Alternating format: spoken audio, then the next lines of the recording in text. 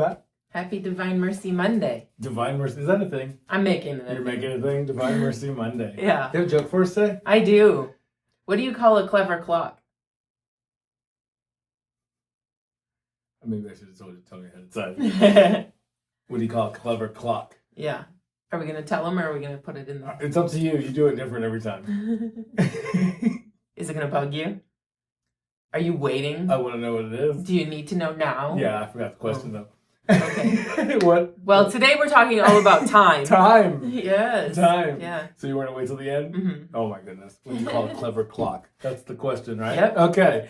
Time. Time. So what's time? What is time? Yesterday? Time is a concept created by man, I think. What do you think? I think it is because like everything that we talk about is created by man. No. Divinely inspired, but created by man. No. Why not? Not everything we talk about is created by man. Yeah, like when we're talking about those intangibles, like time, where we have a measurement, Okay. or a tape measure, or Okay. a ruler. Okay. I'm talking about those things. Oh, we're still talking just about time. Time is a Okay. measurement. Yes. Yeah. Man makes the measurement, whether Mhm. it's money or whatever. So Mhm. we choose what a measurement is. So, Right. So yeah, Right. time would be man-made because it's a measurement. Right. And it's not tangible. But it is if you can measure it. Okay. You want me to expound on that? Yeah. It's tangible because the reason we have the clock the way we do is because they notice something off. When it stops? No, like the calendar. Oh. Like the calendar in today's form. Time is not tangible.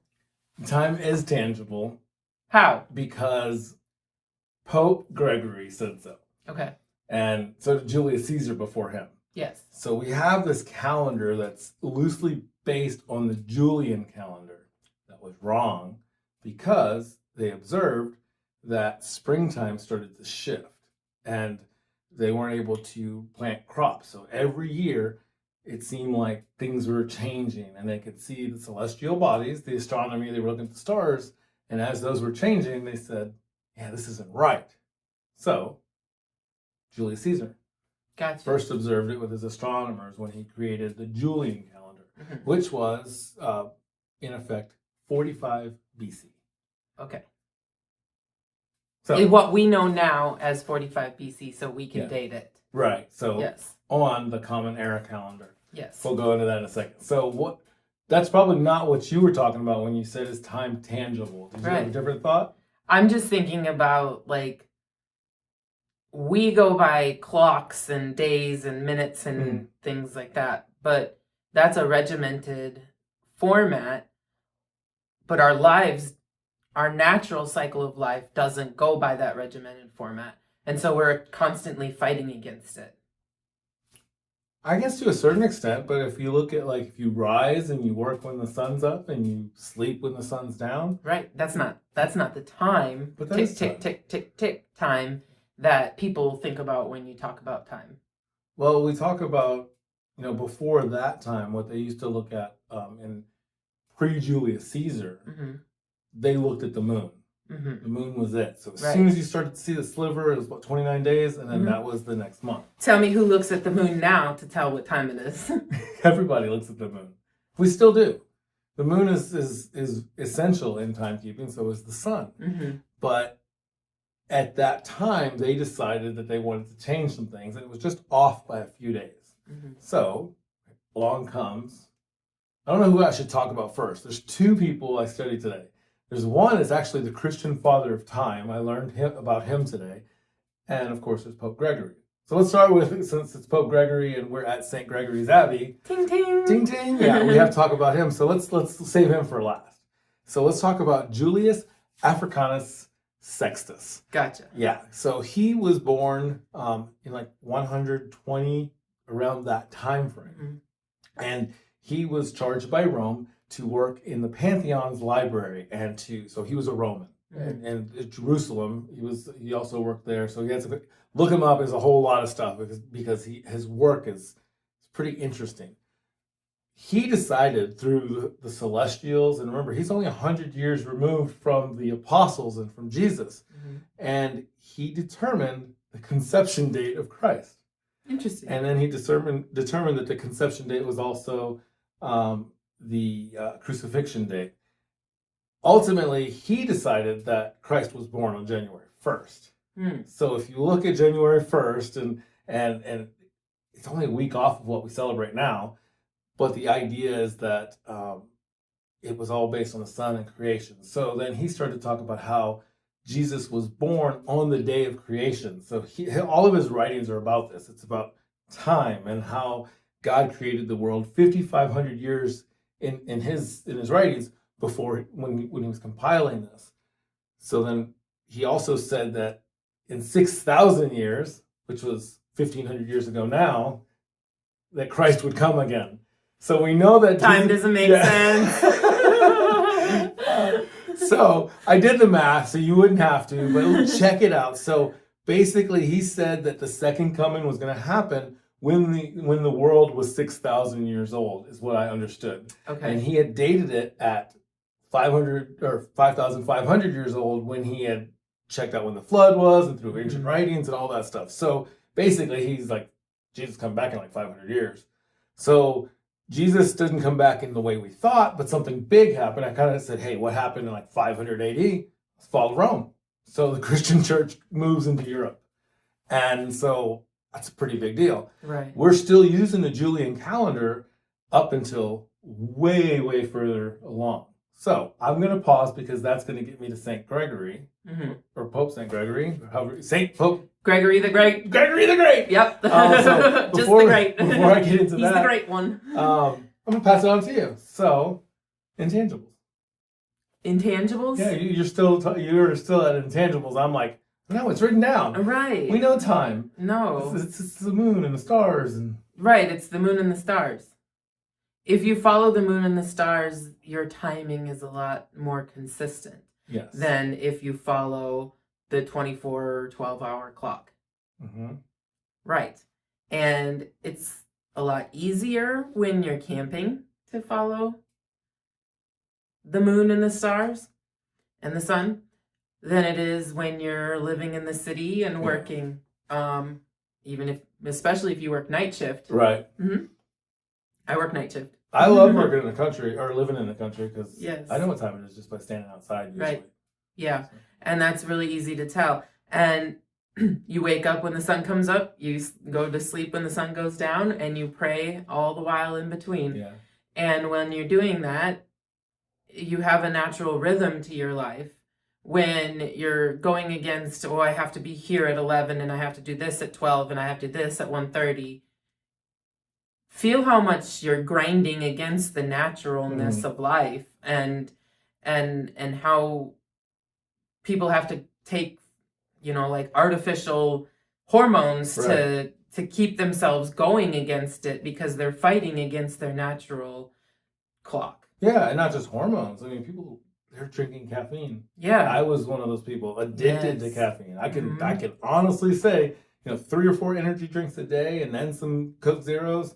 It was a lot. Yeah, it was a lot. And coffee in between. We always think we need to do more. Right. And we need to put more on the calendar. Right. When you're looking at the paper and you're looking at the clock, you don't see the sun. You don't see the moon. You don't see the time for pause.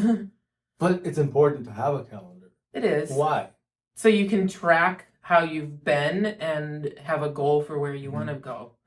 It's also important to know when to plant food. Yes. So it's very important. Yeah, and temperature can help you with that as well. Yeah. But the calendars allow the peasants, so to speak, or the serf class to be able to grow food. If in that time, especially when we're talking about first centuries and stuff, when we're talking about these calendars, if you were poor, you didn't have access to, the calendar. You didn't know what the calendar was. You were living like that. You were looking at the stars. We're sleeping. We're working. Now, fast forward 1,500 years, even not even 2,000 years, and we live in a time where we can have a watch and we can have a phone that says, "Okay, we're 5 minutes." It tells us that we're late. Yeah. You know, sometimes I'll show up here. It tells us when to leave. Right. Like you have 25 minutes to get there on time. Yeah, if you're going to leave on time, you have to leave in 5 minutes. And yeah. we allow this to just control us. So I think it's important to have that because we do have to meet Jesus.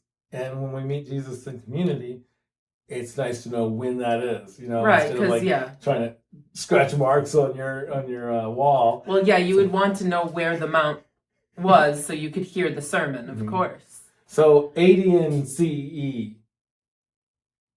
AD and BC. BCE.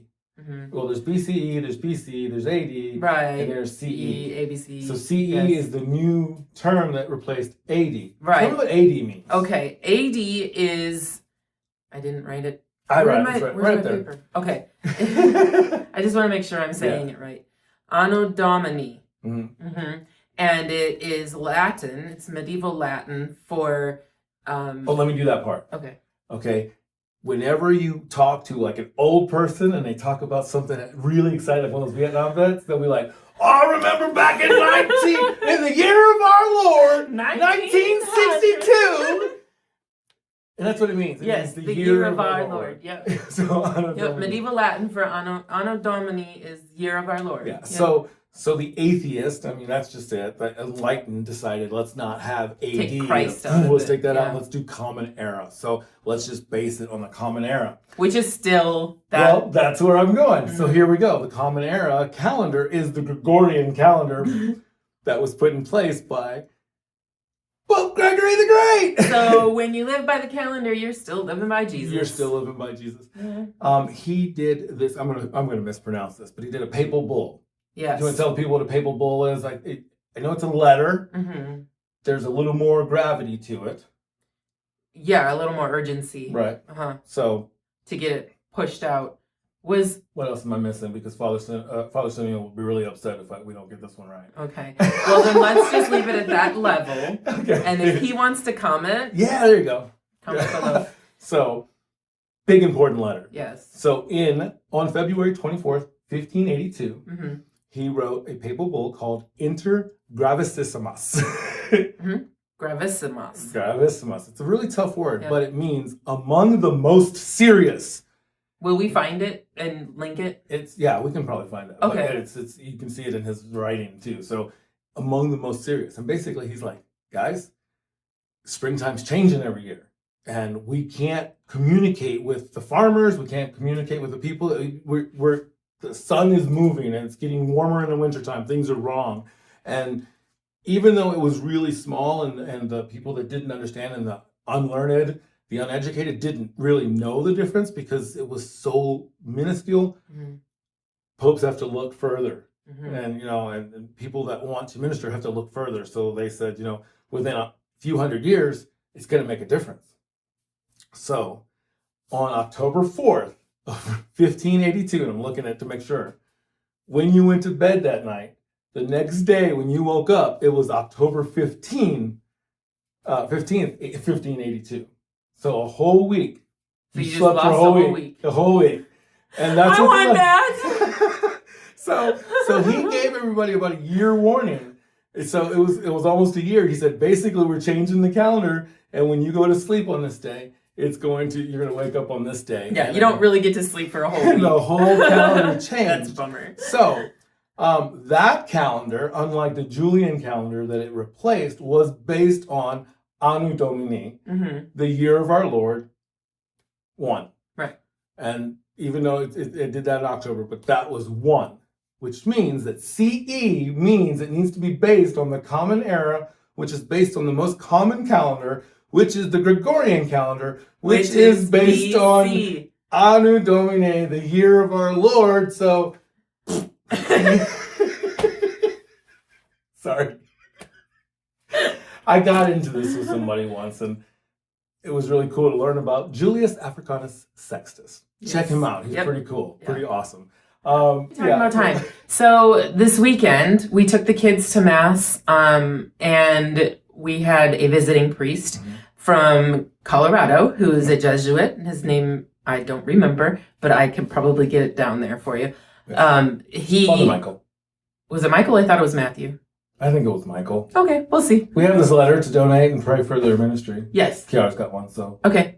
Awesome. We'll link it. It's a really cool ministry because we're not going to really talk about that. Just really quick, it's a campus ministry. Yeah, it's called Focus. Focus. We'll link that in the description. Yeah. And check it out. Yeah. I'm sorry. Go ahead.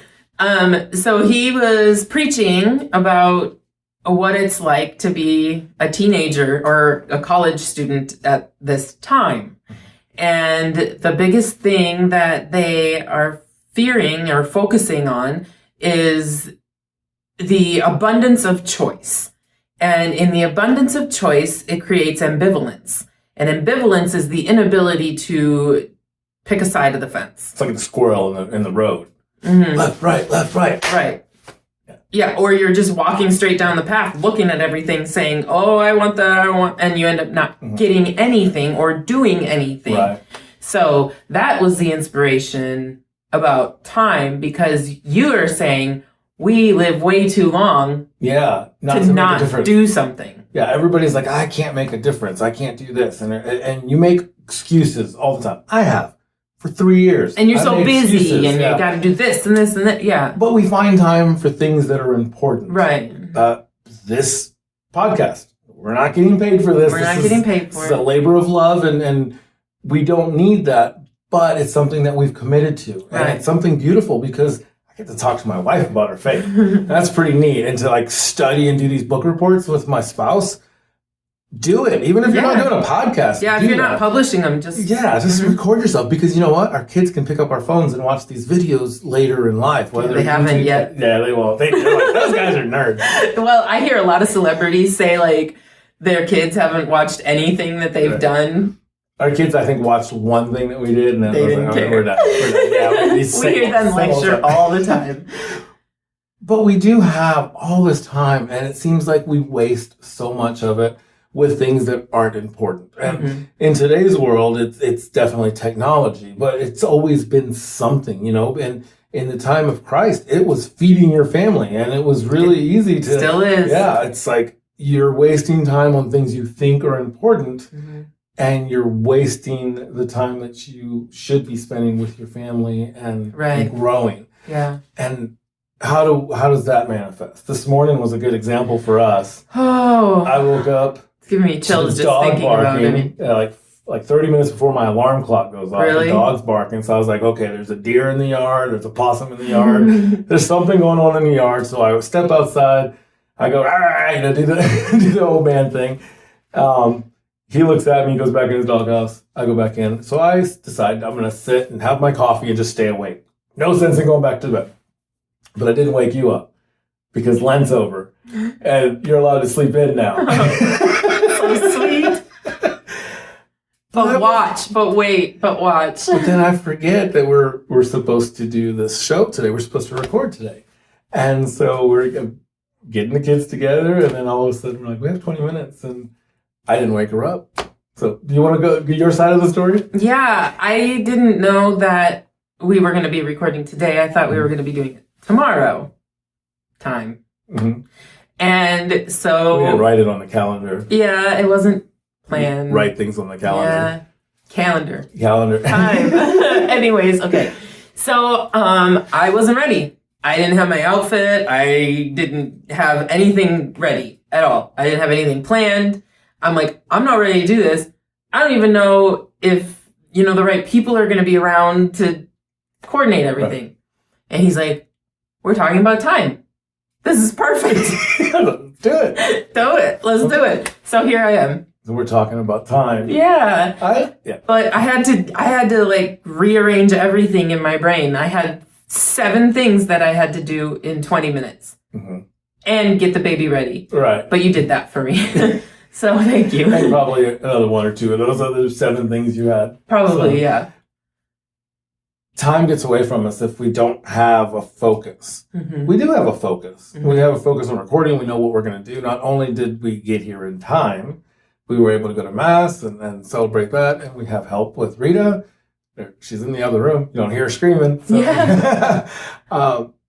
All of it just fell into place, not because we panicked. But we took a breath and said, God, all right, let's do this, Yeah. and everything just kind of flowed today. I think everything It kind works. of flowed. We're after here. initial Yeah. stress, it just flowed. And We're here, and I don't look too horrible. right, I was able to find all the information I wanted. I mean, I don't have all these, I'm reading. I was able to find everything I was looking for immediately. Not always, when you do research with church stuff, it's really hard to find, there's so much out there. And sometimes it might take me 30 minutes to find one date, but within 10 minutes I had all the dates that I needed. I had the notes that I needed, and some of the things sparked me looking up something else because I wasn't even going to talk about Julius today. I want to go study more. This podcast really shouldn't be us teaching you everything about these things. We just want to kind of give you that taste so you can go and study because there's so much. And the cool thing about some of the saints, especially the ones that are less known, is there's legends attached to them, and you might hear one from one story and another from another story, and all the legends are beautiful. Some of them are kind of out there. Which is the point, right? Because that's what miracles are. Right. They're out there. They're beautiful. Can I tell you about a miracle that Please. I experienced? Well, I was praying over a patient, and in the middle of it, the patient's pressure straight bottomed out to 0. Before I could realize what was happening, as I was wrapping up prayer, 3 nurses come busting in the room. And so I say amen, and the patient opens their eyes and breathes. And the nurses are like, what happened? What's going on? Did you take your sensors off and stuff? And we're both like, no, we were just praying. So yeah, and in that prayer, I prayed, Jesus, we're praying for your miracles. And just little things. Those sparks of life are found within our souls. Yeah. They're innate. They were created within us. So it's easy to call upon God once you get into that rhythm and that heartbeat with him again, because our souls long to be with him again. And the dark one longs to make you feel good. Father Simeon said this weekend, he said it's a haunting inside of you. It's a haunting. I like that. Ooh, Scooby-Doo. Yeah. There's when you're finally able to sit and be and spend time with Jesus, and there's a haunting, because when you go back into the noise and the chaos, it haunts you. You want to come back to the silence. You yearn for it. You long for the silence. You long for that time to spend and be with God in prayer. A year ago, I couldn't find time to do anything. Nothing. Couldn't find time to hang out with my friends or call my friends, even talk to them on the phone. Something else happened a year ago. I started to receive spiritual direction here at the Abbey, and I started to participate in the life of the monks. And that's kind of what an oblate does. To the best of our abilities, we're mini baby monks without the robe. we're the monks that live out in the community, in the real world. Yeah. And I committed to coming out once a week. Yeah. And to do a chore. That's what I told my kids. The first week, I'm going to go to the Abbey and help with chores. Kind of hang out. I got to hang out with the different monks that were out here. I've gotten to beekeep. I've gotten to help in the greenhouse. I've gotten to help make mead. That's cool. I've helped in the kitchen.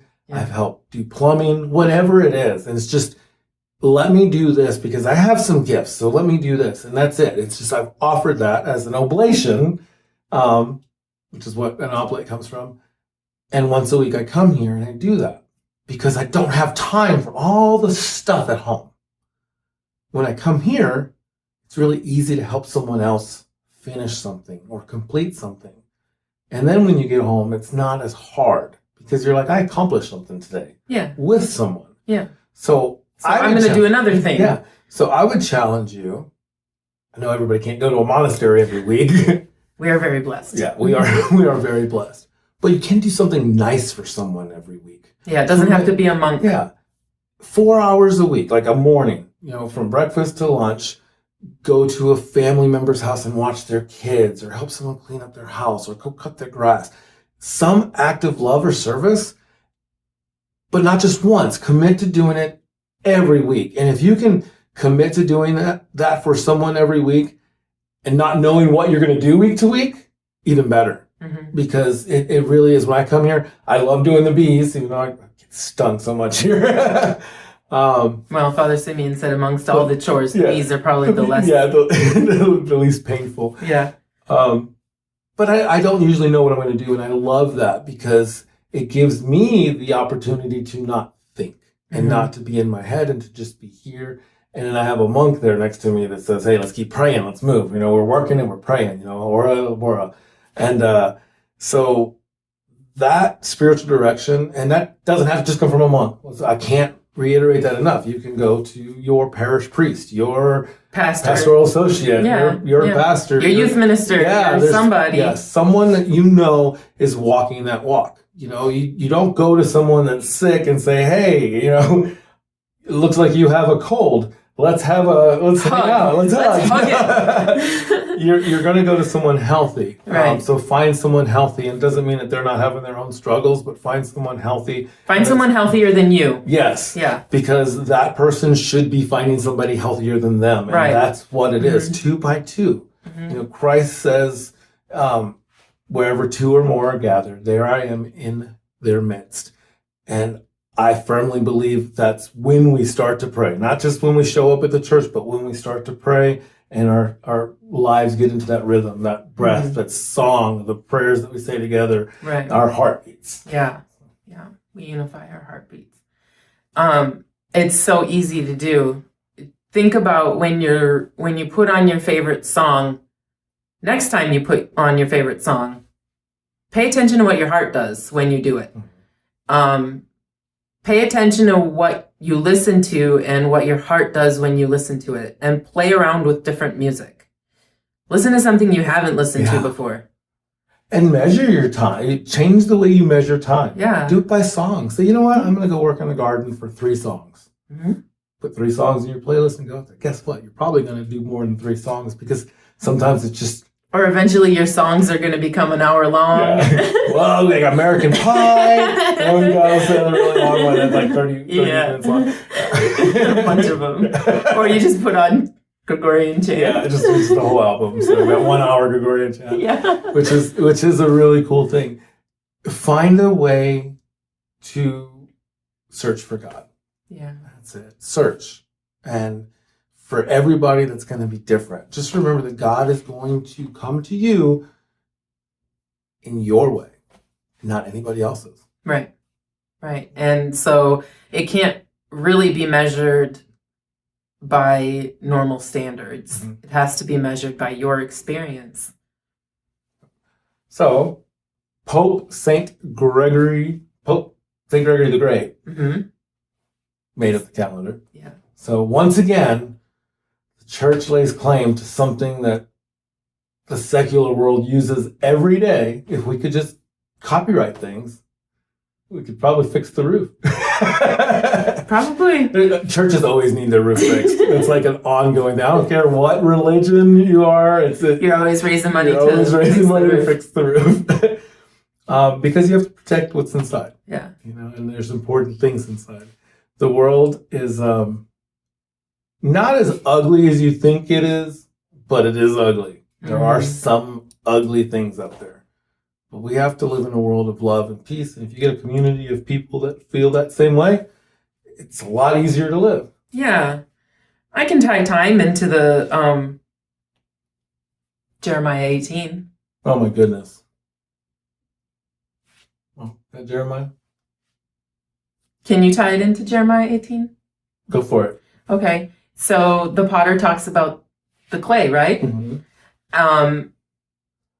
It was a dream. I went down to the potter's house, and there he was working on the wheel. Right, right. Every time the clay would miss its form, he would crush it. Mm-hmm. And he'd change the form back. Right. Into something beautiful. Right. And when you are making a clay structure, you cannot make it all in one sitting most of the time. I don't know. Right, because you'd have to let things dry. Right, because you can't spin it when it's... Okay. Yeah. Yeah, so you have to let things dry, and when you attach things or, or take things off, you have to let things set for a minute. Yeah. He was at the wheel though Mm-hmm. in Scripture. You can read this. It's one of my favorite scriptures. He's at the wheel, so he's not making a cup. He's making a bowl, and bowls are. You can make important. cups at the wheel. No, he's making a bowl there because it talks about Or a vase when or it's a not jug. right, he crushes it in on Mhm. itself. So Mhm. bowls are crushed in. I know that bowls are crushed in on themselves, and bowls make sense in our faith. So I bet you, if I really got with Father Simeon and his Hebrew and Greek and all that stuff, everybody talks about him because he's the one that knows all the ancient stuff. But I'd like to know what that. I bet you that word probably says bowl or cup, or it says something specific. Mhm. That's something we lose in the English translation of the Bible. It's beautiful, but it just says he was working at the wheel and the thing that he was working on. But we changed so many words from the original because there weren't enough words, Mhm. and we have too many. Mhm. So then I don't understand why we have too many words, but we still can't use the words that they used. Ambivalence. Do you know? Can you Ambivalence. explain it? Yeah. Yes, it's the opportunity of multiplicity. It's the opportunity of multitude creates the emptiness. Yeah. The opportunity of multitude creates a vacuum because you have so many choices, you can't make a choice. There you go. Exactly. We're talking about it. So just to be clear about what I'm saying, I don't know for sure, but I am willing to bet that it doesn't say bowl. It says in the original Hebrew, there's probably 3 different theologians that are going to say, no, it's a cup. No, it's a bowl. No, it's a vase.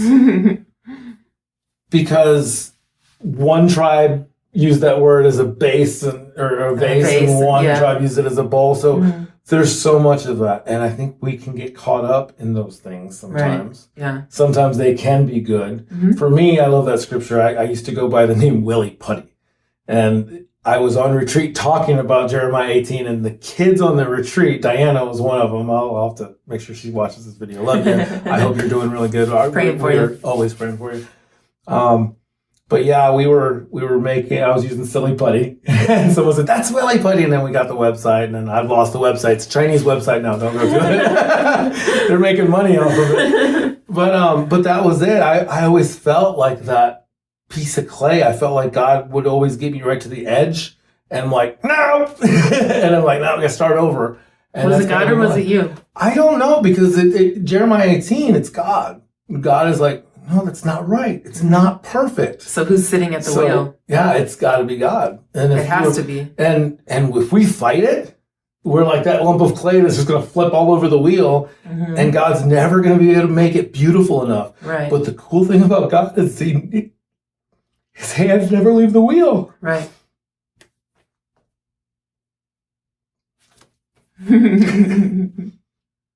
Yeah. Yeah, God's hands never leave the wheel. We can flop, we can go this way and that way. When it's not perfect, he's going to crush us. If we allow him to, if we submit to him, he's going to crush us, and he's going to make us into something beautiful. Yeah. And it's never going to be in our time.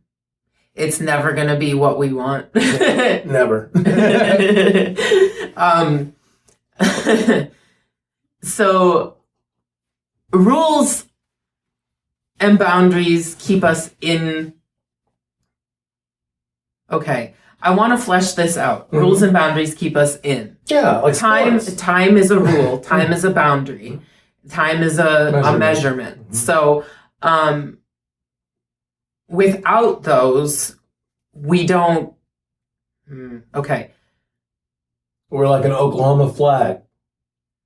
We're just flapping in the wind. Yeah. I heard something the other day that said Oklahoma is the only place where you could have 3 flags on a pole and they're all flying in a different direction. That's us. But that's For real. Yeah. Yeah, we're all over the place if we don't have time. Because, I mean, I just look at the kids and Rita doesn't know what time it is. Time, measurements, those things, boundaries, those are justice. That loving justice that Father Nicholas was talking about. People think justice isn't. But as a New Orleans Saints fan, I can tell you there was a certain penalty that was thrown a few years ago that even people that don't like the New Orleans Saints thought was a really bad call. And I stopped watching football. I mean, it was that bad. I was like, I'm done. I haven't watched football since. Mm-hmm. It was that bad of a call because they didn't respect the rules. Right. And when you don't respect the rules, the true winner doesn't win.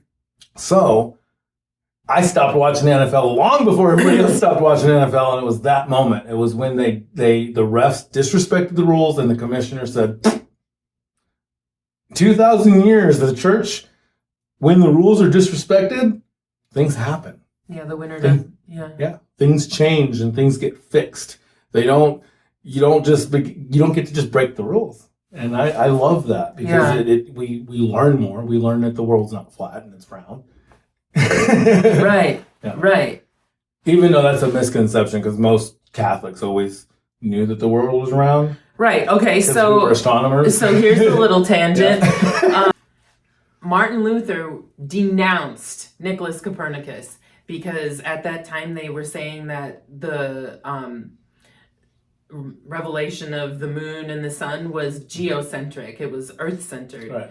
And Copernicus, based on his studies of Galileo, says, no, it's around the sun. Yeah. The earth is spinning around the sun. And Martin Luther says, blasphemy! And he's just angry. And so, well, it turns out he was right and Martin Luther was wrong. Yeah. But Martin Luther also broke away from the church. Oh, with a lot of other things. Right. Mm-hmm. And some of those things were valid arguments and valid grievances that weren't being heard at the time. So that's something that we've learned from in our church. I think the church does a really good job of hearing grievances now. But at that time, it was... Yeah.